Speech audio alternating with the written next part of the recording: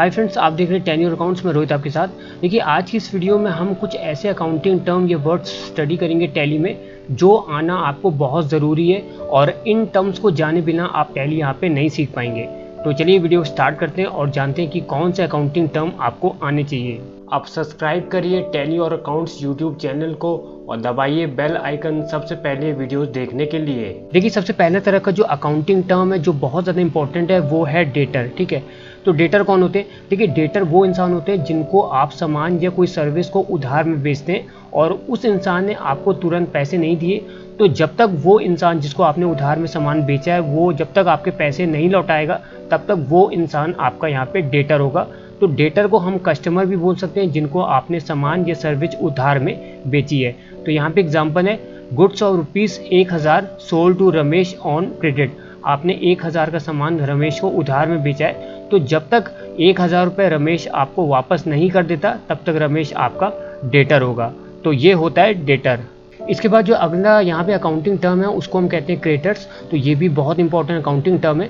अब इसका मीनिंग क्या होता है? देखिए क्रेडिटर्स वो इंसान होते हैं जिससे हमने उधार में सामान या कोई सर्विस को खरीदे रखा है और जब तक उस पार्टी को हम पैसे लौटा नहीं देते तब तक वो जो पार्टी होगी हमारी क्रेडिटर होगी।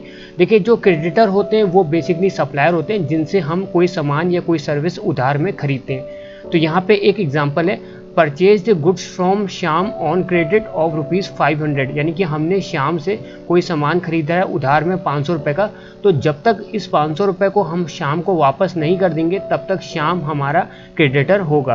तो ये होता है टैली में क्रेडिटर। इसके बाद जो नेक्स्ट अकाउंटिंग टर्म है वो है एसेट। देखिए अगर कोई बिजनेसमैन बिजनेस में कोई ऐसा सामान खरीदता है जो वो अपने यूज़ के लिए खरीदता है और जिसका जो रिटर्न है वो काफ़ी लंबे सालों तक बिजनेस को मिलता है, तो ऐसी सारी चीज़ों को हम कहते हैं एसेट।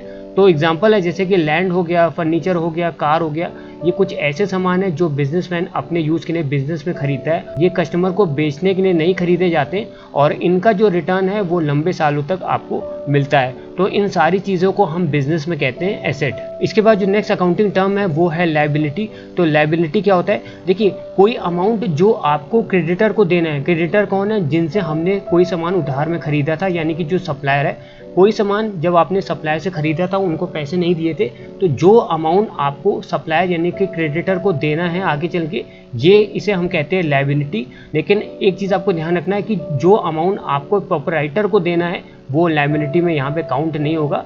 लायबिलिटी में वही अमाउंट काउंट होगा, ठीक है, जो आपको सप्लायर को देना होता है। सप्लायर कौन है? जिस पार्टी से हमने सामान उधार में खरीदा था। इसके बाद जो नेक्स्ट अकाउंटिंग टर्म है वो है गुड्स। देखिए बिजनेस में कोई अगर ऐसा सामान खरीदा जाए जो रीसेल पर्पस के लिए खरीदा जाता है, जैसे कि मान लीजिए कोई सामान बिजनेस से खरीदा और बाद में उसी सामान को कस्टमर को बेच दिया, ऐसी सारी चीज़ों को हम यहाँ पे कहते हैं गुड्स। ठीक है, कुछ केस में ये भी कहा जाता है कि कुछ कच्चा माल हम यहाँ से खरीदते हैं किसी फैक्ट्री से, मैन्युफैक्चरर से, और बाद में उसे हम फिनिश गुड में कन्वर्ट करते हैं और उसके बाद हम कस्टमर को बेचते हैं, तो ऐसे को भी हम यहाँ पे कहते हैं goods. For example like raw plastic, जैसे कि आपने रॉ प्लास्टिक खरीदी और इस रॉ प्लास्टिक से आपने प्लास्टिक की बॉटल यहाँ पे मैन्युफैक्चर की, तो इसको भी हम कहेंगे यहाँ पे गुड्स। तो बहुत ही इंपॉर्टेंट अकाउंटिंग टर्म है और आए दिन हम लोग जो भी एंट्रीज पास करते हैं तो वहाँ पे गुड्स जो टर्म होता है मेंशन रहता है। इसके बाद जो नेक्स्ट बहुत ही इंपॉर्टेंट तरह का अकाउंटिंग टर्म है ये है स्टॉक। इसे हम इन्वेंट्री भी कहते हैं। देखिए ये क्या होता है? देखिए जितने वैल्यू का आपका गुड्स क्या है? गुड्स एक ऐसा सामान होता है जो आप खरीदते हैं कस्टमर को बेचने के लिए। तो जितने वैल्यू का आपका गुड्स किसी अकाउंटिंग पीरियड, जैसे कि आपको पता होगा हर बिजनेस में अकाउंटिंग पीरियड होता है जिसमें बिजनेस जो है काम करता है, ठीक है, फंक्शन करता है, जो 1 अप्रैल से शुरू होता है और अगले साल 31 मार्च को यहाँ पे ख़त्म होता है। तो जितने वैल्यू का आपका गुड्स साल के स्टार्टिंग में नहीं बिका होता है उसे हम कहते हैं स्टॉक या इन्वेंट्री। इसके बाद जो नेक्स्ट अकाउंटिंग टर्म है वो है ओपनिंग स्टॉक। तो ये जो टर्म है अक्सर आपको टैली में दिखता होगा। तो इसका मीनिंग क्या होता है? देखिए जितने वैल्यू का आपका जो गुड्स है वो नहीं बिका होता है साल के स्टार्टिंग में, उसे हम कहते हैं ओपनिंग स्टॉक। ये चीज़ आपको यहाँ पे ध्यान रखना है। इसके बाद जो नेक्स्ट तरह का टर्म है उसे हम कहते हैं क्लोजिंग स्टॉक। तो ये क्या होता है? देखिए जितने वैल्यू के आपके जो गुड्स है अकाउंटिंग पीरियड, ठीक है, अकाउंटिंग पीरियड के लास्ट में नहीं बिके होते उसे हम यहाँ पे कहते हैं क्लोजिंग स्टॉक। इसके बाद जो नेक्स्ट तरह का अकाउंटिंग टर्म है वो है एंट्री। देखिए बिजनेस में कई तरह के ट्रांजेक्शन होते हैं और जब इन ट्रांजेक्शन को बुक्स ऑफ अकाउंट में या टैली में रिकॉर्ड किया जाता है तो इसे हम कहते हैं यहाँ पे एंट्री। इसके बाद जो नेक्स्ट तरह का अकाउंटिंग टर्म है वो है रिसीवेबल। देखिए, जो अमाउंट आपको डेटर से रिसीव होने वाला है, डेटर कौन है? जिनको हमने सामान उधार में बेचा था। तो जो अमाउंट आपको फ्यूचर में डेटर से रिसीव होगा उसे हम कहते हैं रिसीवेबल। इसके बाद जो नेक्स्ट तरह का अकाउंटिंग टर्म है वो है पेबल। तो पेबल क्या है? देखिए, जो अमाउंट आपको फ्यूचर में क्रेडिटर को देना है। क्रेडिटर कौन है? क्रेडिटर आपके वो सप्लायर है जिनसे कभी आपने सामान उधार में खरीदा था। तो जो अमाउंट आप फ्यूचर में सप्लायर को देंगे उसे हम कहते हैं पेबल। इसके बाद जो नेक्स्ट तरह का अकाउंटिंग टर्म है ये बहुत ज़्यादा इंपॉर्टेंट है और इस अकाउंटिंग टर्म का जो नाम है वो है बैड डेब्ट। तो ये क्या होता है? देखिए, कोई ऐसा अमाउंट जो आपको डेटर से रिसीव होना था। डेटर कौन है? जिनको आपने सामान उधार में बेचा था। तो अगर आप किसी सामान को उधार में बेचेंगे तो जिसको आपने बेचा है वो कस्टमर है, तो कस्टमर आपको फ्यूचर में पैसा देगा। लेकिन कुछ केस में ऐसा देखा जाता है जो कस्टमर है उसकी डेथ हो जाती है, वो अंडरग्राउंड हो जाता है, गायब हो जाता है। तो ऐसी कंडीशन में जो पैसा आपको डेटर से रिसीव होना था लेकिन बाद में वो पैसा अगर आपको पूरी तरह से नहीं रिसीव हो या थोड़ा सा भी अगर वो रिसीव नहीं होगा या पैसा पूरी तरह से डूब जाए तो उस पैसे को हम कहते हैं बैड डेब्ट। इसके बाद जो नेक्स्ट तरह का अकाउंटिंग टर्म है वो है इंसॉल्वेंट। देखिए, जब कोई इंसान या कोई बिजनेस जो भी उसकी उधारी है उसे चुकता करने में असमर्थ हो, उस इंसान को या उस बिजनेस को हम कहते हैं इंसॉल्वेंट।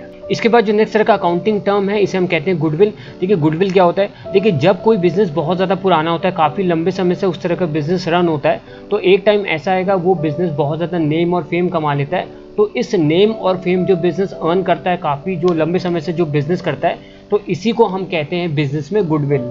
इसके बाद जो नेक्स्ट तरह का अकाउंटिंग टर्म है उसे हम कहते हैं ड्राइंग्स। देखिए, जब कोई बिजनेसमैन बिजनेस का पैसा या बिजनेस के गुड्स जो उसने कस्टमर को बेचने के लिए रखे थे वो निकाल के बिजनेस में पर्सनल काम में लगा देता है, जो यहाँ पे टैली में शो नहीं करना चाहता, इन सारे गुड्स या उस तरह का पैसे को हम कहते हैं ड्राइंग्स। इसके बाद जो नेक्स्ट तरह का अकाउंटिंग टर्म है उसे हम कहते हैं परचेज रिटर्न। देखिए, जब हम कोई सामान को खरीदते हैं, ठीक है, सप्लायर से, सप्लायर कौन है? जिससे हम सामान खरीदते हैं, उस पार्टी को अगर हम सामान वापस कर देते हैं तो इसको हम कहते हैं परचेज रिटर्न। परचेज रिटर्न को हम रिटर्न आउटवर्ड भी कहते हैं क्योंकि बिजनेस से बाहर गुड्स बाहर जा रहे हैं। इसके बाद जो नेक्स्ट तरह का अकाउंटिंग टर्म है वो है सेल्स रिटर्न। देखिए, जब हम कोई सामान को किसी कस्टमर को बेचते हैं तो जिस कस्टमर को हम बेचेंगे वो हमारा डेटर होता है।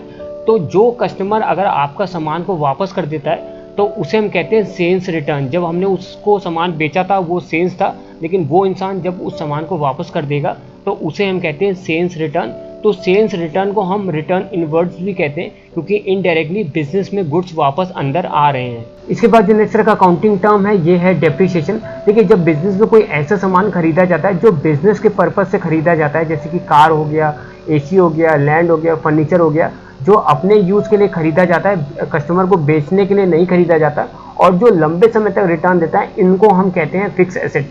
अब फिक्स एसेट की बेकारी ये होती है कि जैसे जैसे साल बीतते चले जाएंगे इनकी जो वैल्यू है वो धीरे धीरे कम होने लगती है। जैसे कि मान लीजिए फर्नीचर है, आपने फर्नीचर खरीदा, एक साल बाद उसकी वैल्यू कम होगी, फिर अगले साल बाद और उसकी वैल्यू कम होगी।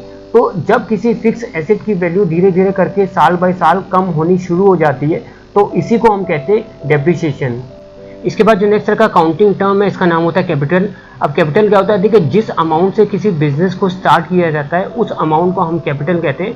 इसे हम हिंदी में पूंजी कहते हैं, ठीक है। तो अगर किसी बिजनेस को आप 1 लाख रुपए से स्टार्ट करते हैं तो जो आपका 1 लाख रुपए होगा वो आपके बिजनेस का कैपिटल अमाउंट होगा। तो ये कुछ बेसिक अकाउंटिंग टर्म है टैली में जो आपको आने चाहिए और बिना इन टर्म्स को जाने आप यहाँ पे एंट्री पास नहीं कर पाएंगे। तो फाइनली कहूँगा, अगर आपको वीडियो पसंद आए वीडियो को लाइक करिएगा, शेयर करिएगा, चैनल सब्सक्राइब करिएगा।